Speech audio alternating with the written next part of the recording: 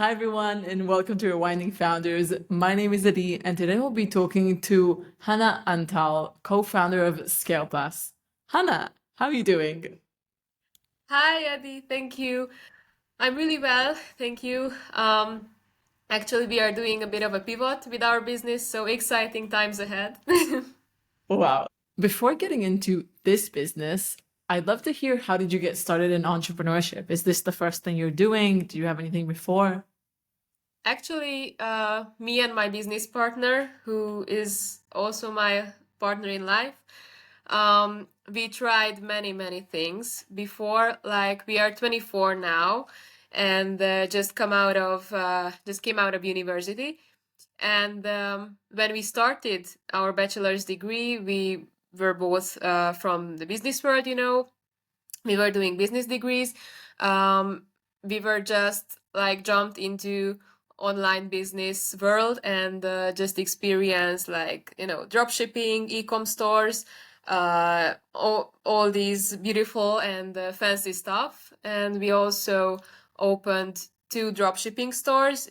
These were in interior design actually, and we did it for a while, and we thought about like scaling it into a real e-commerce business, with warehouses and stuff. But if I really want to be honest, and I will be, we didn't want these businesses that much. So we were still at university, and it, are these stuff really interesting for us, or we are just doing it for like for the sake of doing some fancy dropshipping stores and stuff. So yeah, we shut them down.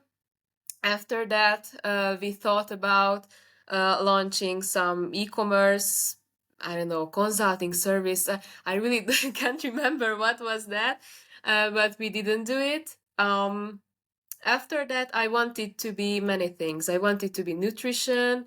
I wanted to be a health coach. I wanted to be, I don't know, fashion influencer. So I have many interests and tried some things, but at the end of the day, we both stick with marketing and sales and started to do freelancing.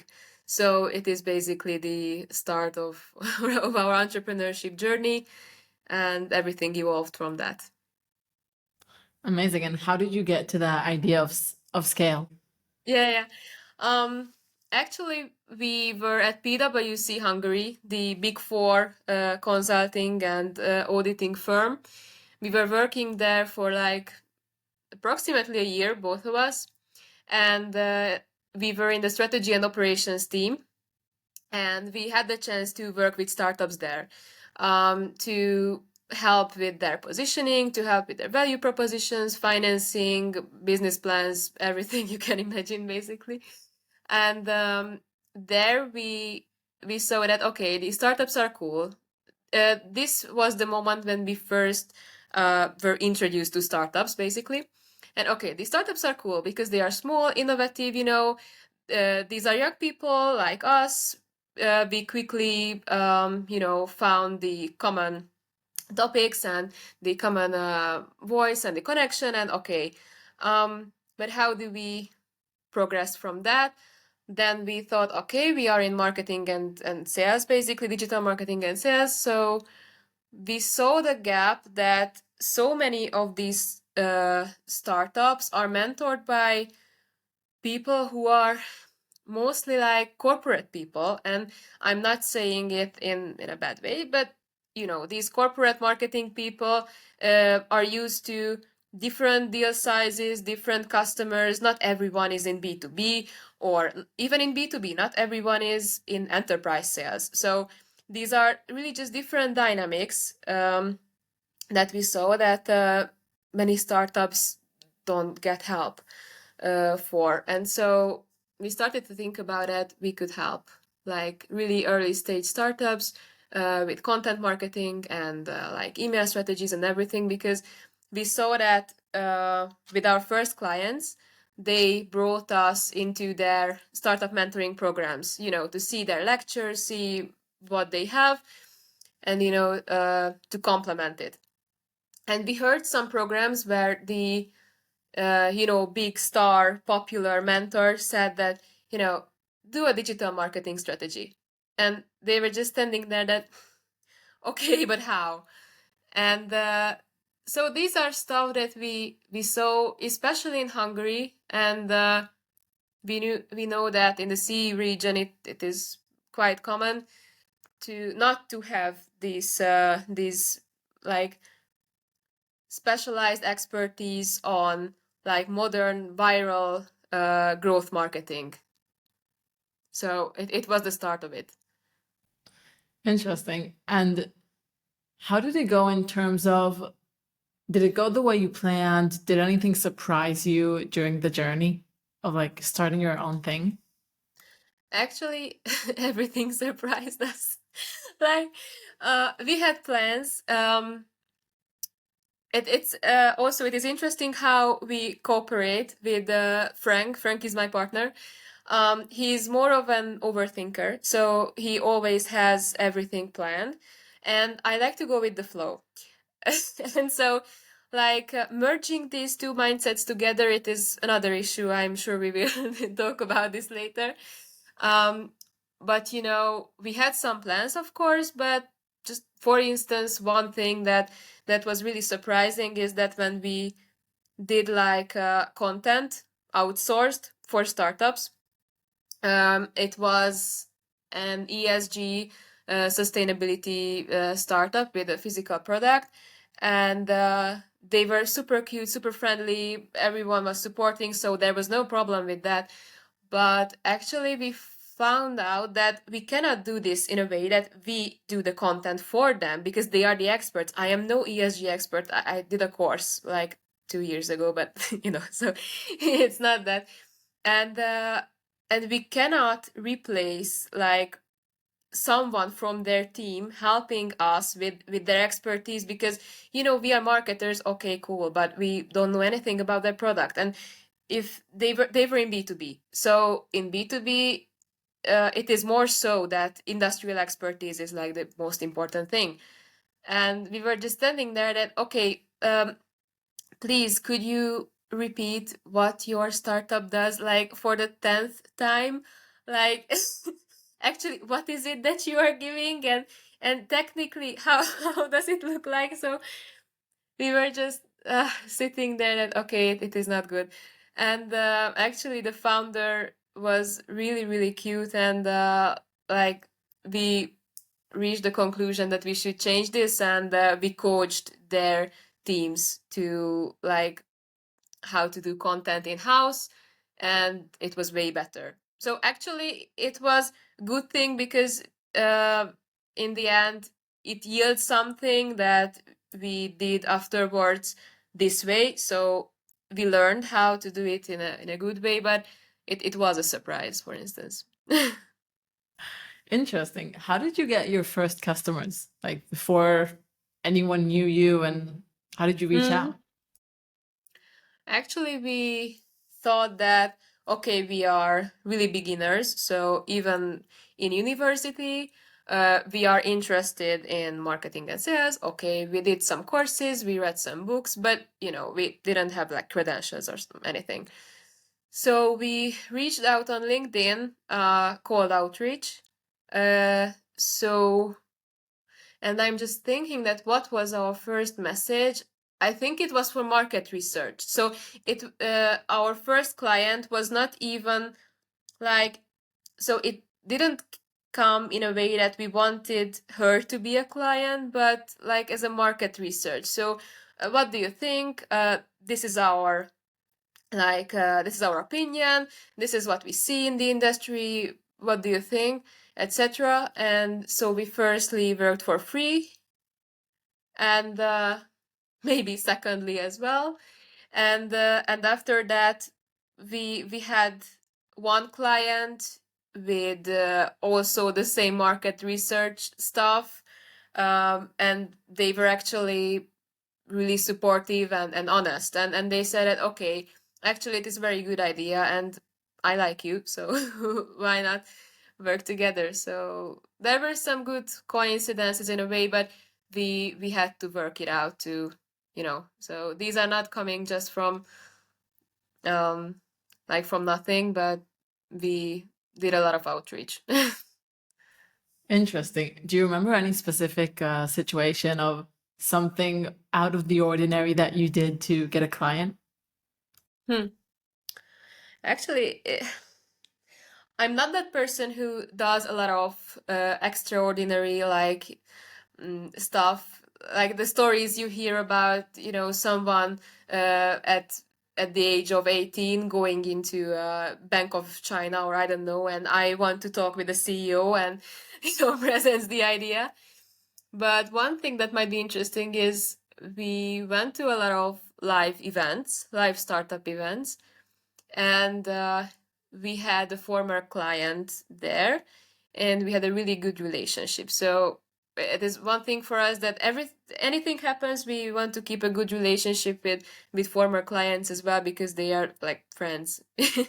We were through like hell sometimes with them, so it's important to stay friends. And she said that there is a startup there that, so they might be interested in some of our services, and we just went to this startup and, do you need digital marketing? So kind of this was the entry, really no smooth sales or anything. Do you need, actually yes, we are searching for somebody. Okay, cool, let's do a call.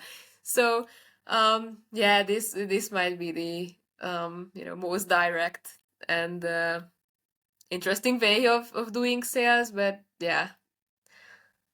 Interesting. How do you see the difference between the way you see all these startups acting and the way that you work as an agency? Actually, one thing that really stands out is the team. Like, if we look at us, like we are really small team, like team of two, and the startups we worked with were mainly like, the smallest one was like, I don't know, a minimum of 5 people there. So and everybody wants to see everything. So we thought that this would be a good marketing strategy. And of course, the technical people had to comment, okay, I think that this is not good. Okay, but sorry, you know, we knew some things better than they did, and also they knew some things better than us. But we had to harmonize these things, because at the end of the day, we want the best for their startup.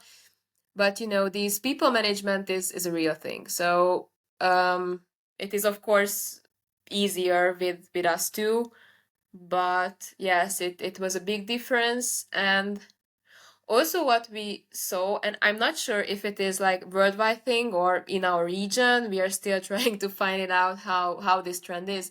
But as I mentioned, we come from like an online business background, so it is like our first thought that, okay, when I have an idea, how do I monetize it? So when will I get my first client? And there are so many startups that come from like the VC type of environment. When they have an idea, okay, I will get a funding for that, like 100, I don't know, $1 million or something.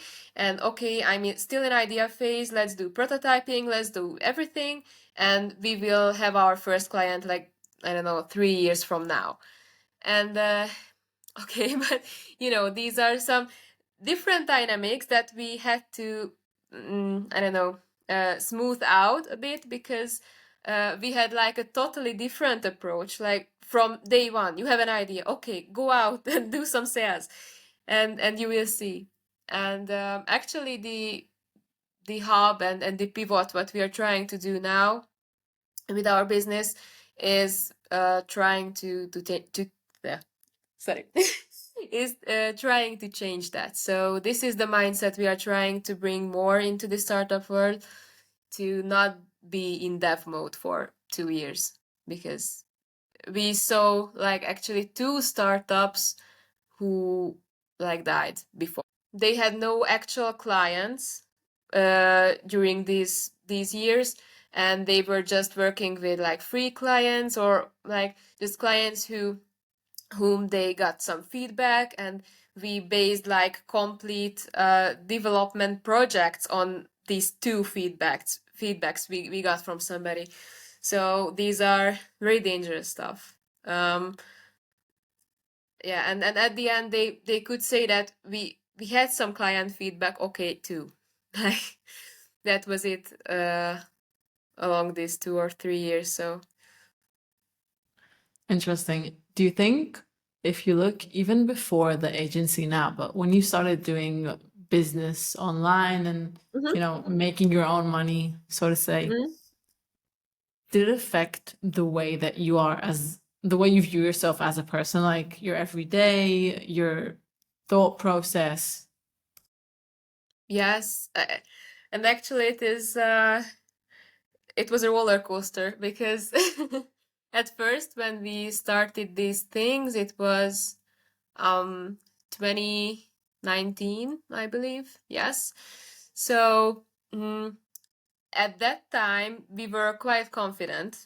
So it was a wonderful like time because we were confident, we had some ideas. It is that confidence when it comes like when you don't know anything, but you want it really badly. So we were confident. uh, we started out very quickly, but after that we learned that okay, we don't know a lot of things, and so we had to learn. Okay, and what are the next steps? We got a bit anxious there, and we stopped like the e-com stores because of this feeling. um we didn't want it that much, and we couldn't make a decision that we want to do this and we will do everything to make it work. And so we tried to do fancier stuff. It was a totally a shiny object syndrome. People doing money from this, people doing money from that. Okay, these are cool, and we tried this industry, that industry. Okay, work with these people, work with those people, and at the end, we actually didn't know what we were doing. Like, am I really this person? Like, I'm interested in these topics or not? Or I am doing it because, like, another kid, I don't know, 16 years old, made some millions with that? Or I don't know. So it was actually a really dangerous thing, this shiny object syndrome with all these YouTube videos and Instagram influencers and stuff. And it really affected us. Um, and after that, when we started Scale Plus, it got a bit better because we worked with actual clients. So I would say that the biggest downhill was when we were not working with clients. So when we were just with our own thoughts, it's really like devastating. And when we worked with clients, we got feedback, we got like the support and everything, and it was good. We could build from that. And after that, when I was finishing my bachelor's degree, besides that, I was working full time and like also doing this business, the Scale Plus. There was a period where I wouldn't say couldn't handle much more clients because it would be not the total truth. I would say that we got lazy, and also the anxiety like rose because of the fact that we didn't have that many clients, and so we were again with our own thoughts. Okay, is this a good idea or not? Like many people are doing this. Okay, what are the competition doing? Okay, should we launch another type of agency? Should we launch our own product? Should we do this or that? And the time we spent contemplating on these things, I don't know, was almost a year, and it was a total waste. And it was because of our mental health, actually. So it was not good, and we knew that, and yeah, actually the hardest thing was to come out of this, and now we are recovering from that and doing again like interesting and impactful stuff and not just wasting our time. Interesting. What do you think was the, like, what helped you get out of that place? What would you say to yourself of that time? Mm. Um, Actually, we were talking a lot about these things, and we agreed that the key was that we were together. So, like, it is the single most important thing that we were not alone. So, if I or Frank were alone, I don't know if this idea that we have right now would still be standing, because we cried a lot together. We shared some of our deepest thoughts and like our deepest snakes, and it really helped because we also one thing that we so again the reason that we that why the reason why we couldn't make a decision to start this project now was partly because we were in different states, like mental states, and we wanted different things, but couldn't really articulate it to each other in a way that it is meaningful. So he wanted some stuff because of his own ego. I wanted some stuff because of my own. And, these have to like collide sometimes. And there were a lot of cries, a lot of, big talks during the nights. But I think it made us stronger, really. And this is the key, that we were together at that time and we stick together. Because if we were alone, I wouldn't think that would be possible to get through it. Wow, how did your communication change throughout the journey? Because being business partners for so long and also being actual partners is like, Yeah. that seems like the most interesting dynamic. Like, how does it change, work? Yeah. Actually, we are together for more than 6 years now. So it is a long relationship. And so we are working together like since 2019. Um, Actually, it was quite interesting because, in the beginning, everything is easy and, just do some things together and it's fun. But after that, when your ego comes in and when you have to actually deliver on client projects, on, you have deadlines, we have different thought processes, we have different, uh, I don't know, working dynamics. I'm just thinking because, yeah, at first it was okay. And then when the complicated stuff comes in, client management and a lot of work and everything, we eventually didn't have time for each other, like romantically. So we were together all day working. And, there comes like, I don't know, 9 p.m. And, okay, should we watch some Netflix or what should we do with each other? So these are weird stuff because we walked our dog together, and we were walking a lot in the forest and talking about business all the time. And it is part of us now. So our business is part of us, of course, but work-life balance did not exist at that time. And there was one walk with our dog in the forest, I remember, and we were just walking next to each other, completely silent, and we were just asking each other that, is it okay? Like, we love each other, still. It is not. It's not a question, but we should really be more together because we like doing our 20s this way.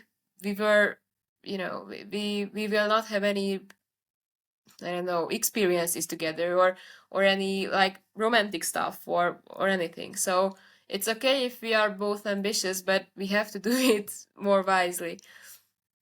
And yeah, there were a lot of conversations about that, and we did some, weekly dates and which are non-negotiable and stuff. So it is good now, and we learned how to manage that.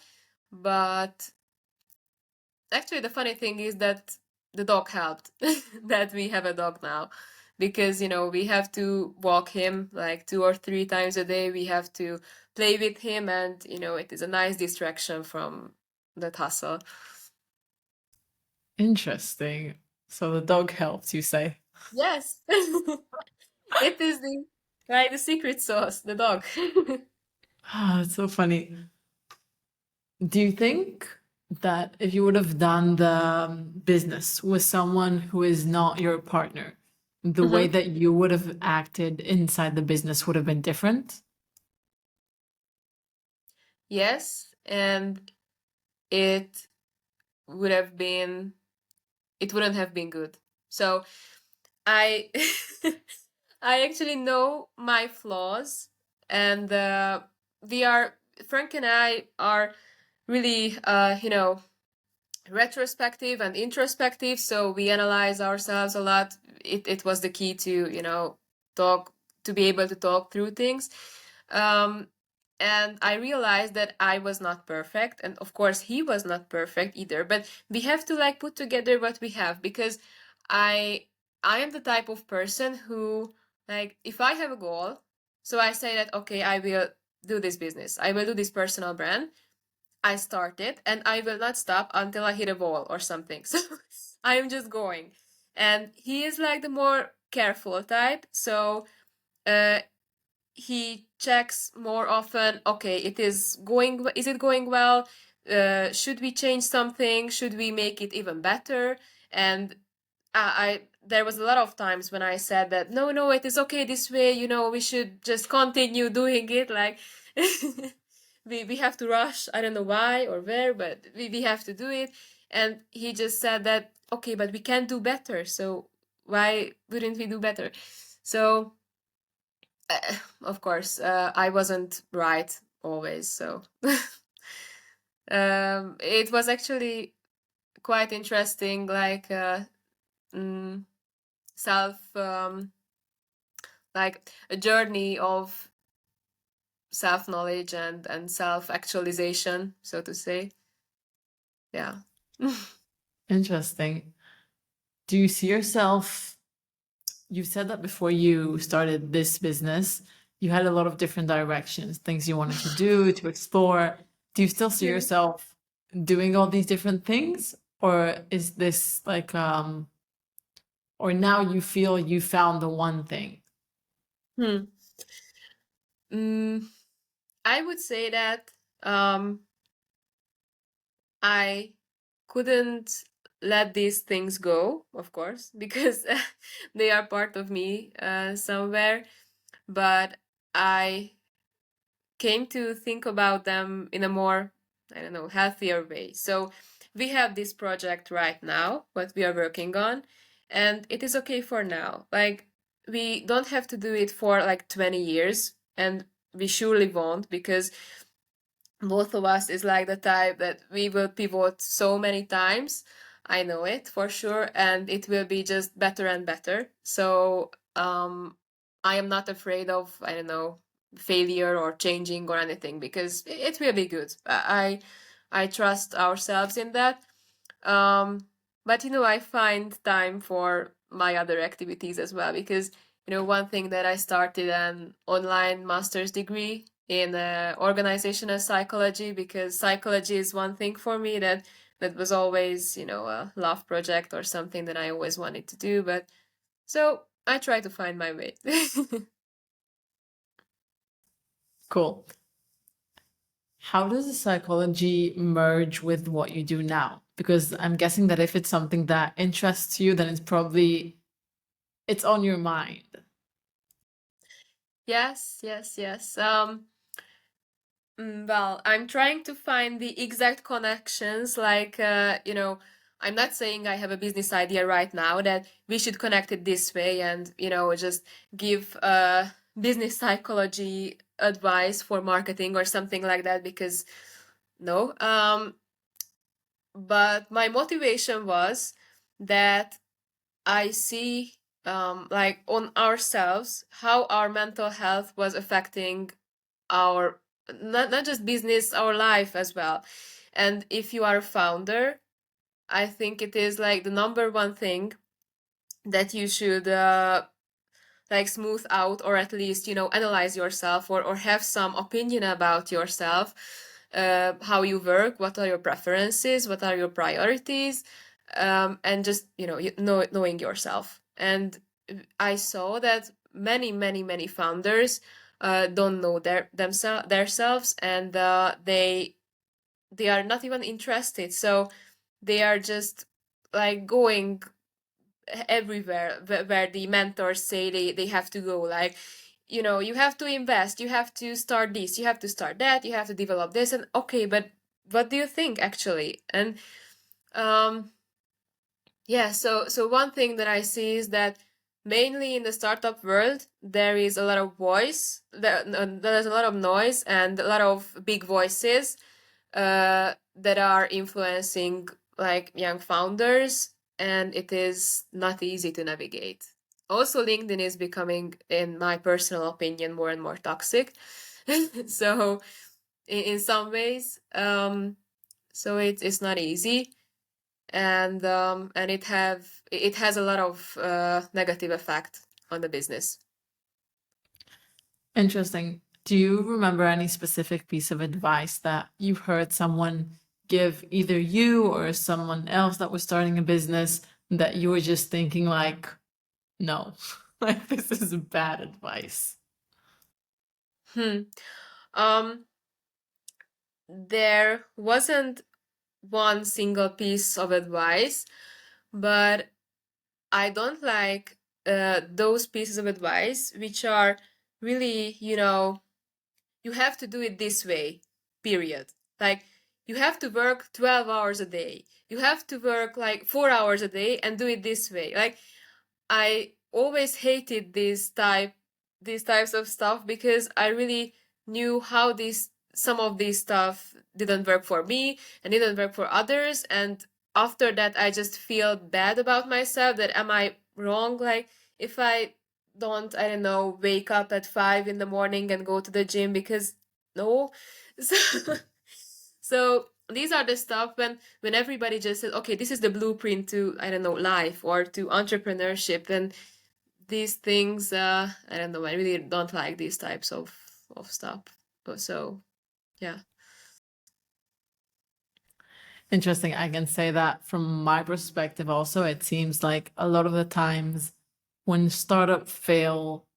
when startups and businesses fail, it has to do more with the mental state of the person leading it than actually Yes. anything else. Because if you're in a good state, okay, so you don't have money, your idea doesn't work, like it doesn't matter, you kind of find a way around everything. But if you're just like broken, like I Yes. remember myself when at the end of the startup, I was just like done.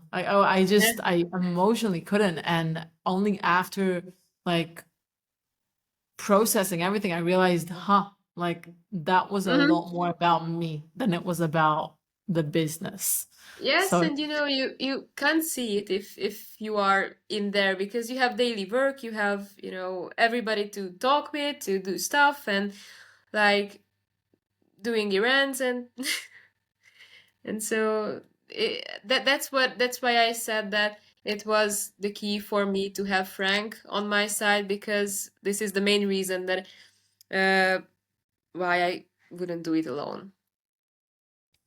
yeah, I think it's very good to have a person that's with you doing it. And like any co-founder is amazing, but then having the person that's like your partner is probably an even, well, a very different experience. Yes. It's interesting. Would you ever consider starting something on your own? Mm, yes, maybe, but you know, it's not I don't know, it wouldn't be a big deal, because Frank also has his own interest and I also have mine. And if we would like agree to start some things not together but like separately, we would help each other either way. Also, we are thinking like, mhm, we see ourselves more like multipreneurs in the future and not just, having one business and going all in for like 30 years on that. But, to try new things, always have some MVPs going out every, I don't know, 6 months and just trying stuff because we what we really like learned during our journey that it has to be fun because we had a lot of anxiety, a lot of mental health issues, and it was not fun, and the outcome was not good as well. So it has to be fun to have some good stuff and to have an impact. Hi everyone, sorry to interrupt my own podcast. I'm recording this part from my living room while editing. The next part is going to be not so great audio. This episode had a bit of a glitch with the sound in the mic. So I hope you can continue enjoying this episode and thank you for getting so far. Have a great day. Did you find any specific ways of making it more fun? I wouldn't be popular or so I wouldn't be that practical if I would say that you should work on yourself and you will find ways that it is more fun.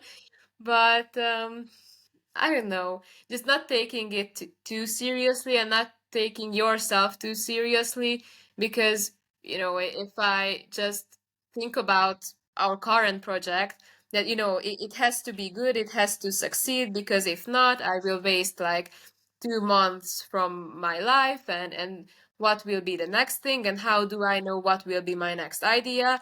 Then, it's a long spiral. And if I just say that, okay, if it is not working, at least I will have some feedback and I will go from there. So I don't know, somehow managing not to take yourself that seriously, that you don't have to be like Jeff Bezos in 2 months. You just have to figure out the next and it's okay. Good statement. Good statement. Interesting.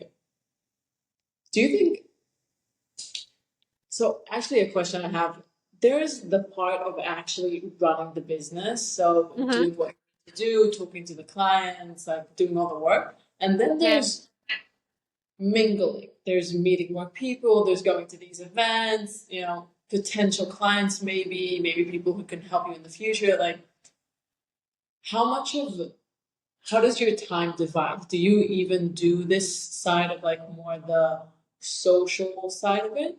Or do you divide it between the both of you? Like, how do you view it? Mhm. Actually, we sometimes procrastinate with these social events.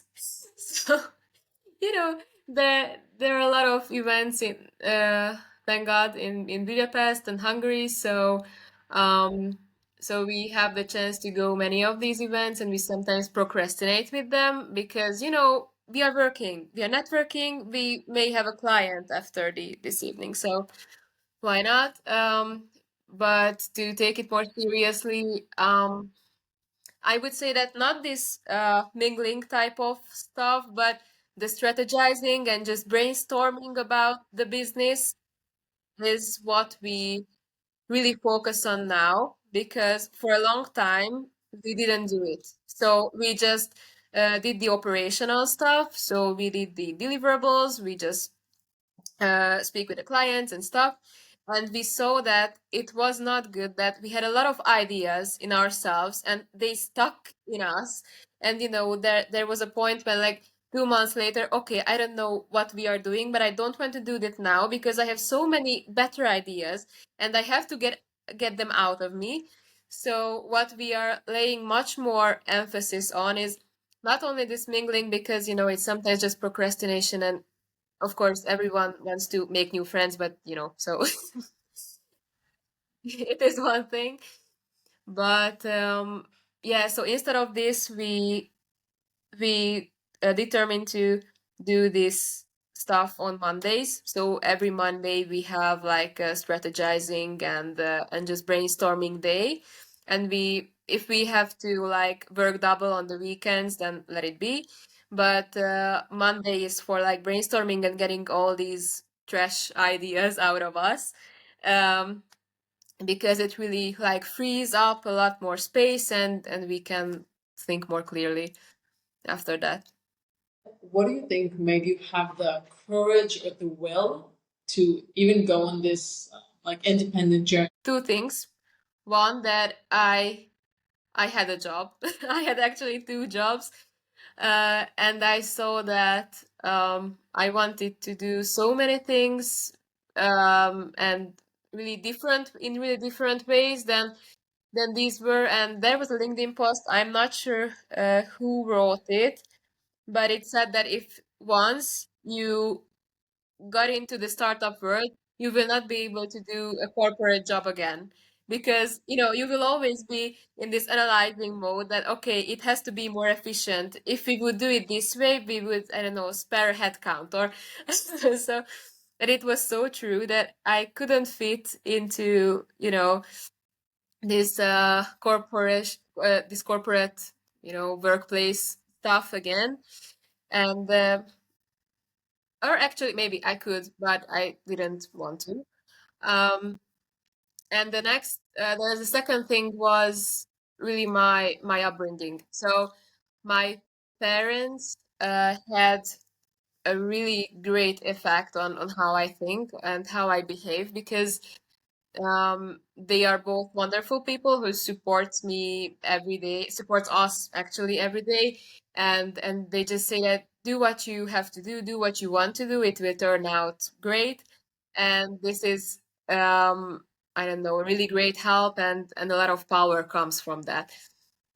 And also my mother was always like, when I was in um primary school and did my, I don't know, first study competitions, in mathematics, or I don't know which stuff was that. But I was just thinking about, should I like start with these stuff and go on these competitions, or what should I do? Like I was 10, or I don't know. And just my mom just said that, why don't you just, try it? And if not, then what happens? So she was just really supportive, and she had this mindset all along the way that she passed to me, which I think was crucial, because I saw that if someone doesn't get this support, and he or she is always questioned, why don't you do this, why don't you do that, it really drains people. So I'm really grateful for that. Wow. What advice would you give someone who is wanting to do something of the sort? Maybe is getting into, it's not even exactly startups, but just like business in general, who wants to do something of their own, wants to take a bit of a risk, but is scared. What would Mhm. you say? Hmm. Maybe first thing is to think through why you want to do it, because um, just learning from our mistakes, we started things just because of, like, they were fancy, and some teenagers made money from it, and we weren't, and we were sad after that, and it was not a good mental state. And so I'm not saying that these decisions weren't good because they were necessary, but I would say that if you can think through why you want to do this stuff, like, I don't know, I have some personal calling, I like psychology, I want to help other people, I feel like I could like create value with this stuff, then go all in. But if you feel that it is only out of your ego and only out of like something you heard somewhere, and your, I don't know, father said that this could be a good business, I would say think it through again, because it's harder, I think, than it looks like. And another like advice would be that you don't have to justify your why, because I was in a state when I wanted to be like all this stuff, nutritionist, health coach, fashion influencer, and so on, in that area, I um laid too much emphasis on listening to other people, and just to see how they react to my like vibes, or how they react to my plans and my projects.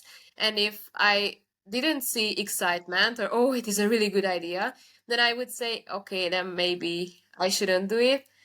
And, it's not a good thing because, I don't know, if I tell my dad that I want to be a fashion influencer, of course, he, he will not say that, of course, go do it, it will be beautiful, but, so you don't have to always justify your why because it is sometimes enough if you know it. Like I know myself that I will be a really good actress and because I watched a lot of stuff, I did some courses, I'm just really interested in this stuff and I feel it is my calling or I don't know, then it's okay because really it is just not taking yourself too seriously. And I have some fixation with the idea of, you only live once and when I die I will regret something. So I always think about this stuff. I know it's not okay, but like I'm just thinking that I will when I will be, I don't know, 80 and I will look back, I just don't want to feel like I didn't try it, you know. Amazing. When in the business or in the businesses in general were those points of, okay, we're pivoting, we're closing, we're starting something new? Like, why do you think these points happen? These were driven by more of our um personal state and mental health state than sometimes than business decisions. So in the beginning, it was one mistake that we did that we laid too much emphasis on our feelings. So if we felt that okay, it is hard to do, then we pivot. And of course, it is not a great behavior because everything will be hard, when you are starting out. And you just can't pivot like every week. And after that, it was so like those were business decisions. So I would say that those were stuff when we got some different feedback. We saw that, okay, we could do this like more optimally or more resourcefully. And okay, we saw that like 10 uh, different people said that this would be a good solution or like we should do something about it. And, we started to rely more on actual feedback of actual people, and so these were a lot more meaningful. Interesting. Okay, so down to the last question. And thank you so much for your time and for being so open. Actually, let's divide it to two parts. One, Okay. if we were talking to you of 5 years ago, what do you Mm-hmm. want to say? And the second one is if you watch this in 5 years into the future, Mm-hmm. what do you want to say? Firstly, like what I would say to myself 5 years ago, hmm, I would say that just try it, like don't overcomplicate and just try stuff because I know that I regret some things that I didn't try, and those would have been good experiences and good stuff. So yeah, I would say to myself that just try things and don't take myself too seriously. So this is the advice I would give to others and myself as well, like retrospectively. And for the future, I would say that, just stick with it. Like I know we have a good idea now. I just feel it will be good, and really just stick with it. Like it will turn out great. Perfect. Okay, well, it was so nice having you, and thank you so much for your time. Thank you really for the invitation because I don't know, it's a really good initiative and just keep on doing it because I totally agree that everyone is focusing on the big, scale ups that have a lot of money and they are super experienced and super wise, but these are great times starting out.